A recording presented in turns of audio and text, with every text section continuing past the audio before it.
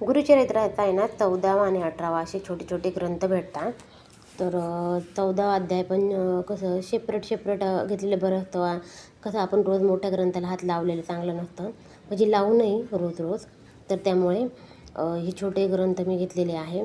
14वा आणि 18वा असा हा ग्रंथ आहे. 14वामध्ये 51 ओव्या आहे आणि हे बघा 51 ओव्या आहे 14वामध्ये आणि वाचायला पण टाईम लागत नाही. तर छान असा 14वा आहे.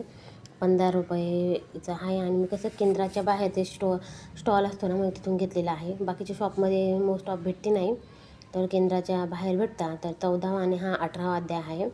त्याच्या बी 73 ओव्या आहे आणि तो बी छोटा आहे, काही मोठा नाही. तर दोन्ही मिळून 15-1 मिनटं लागतं वाचायला. तर रोज नाही जमलं तर तुम्ही गुरुवारी नक्की वाचत जा. खूप प्रभावी आहे. तर 14वा आणि 18वा अध्याय मी वाचलं. आता मी रोज वाचते.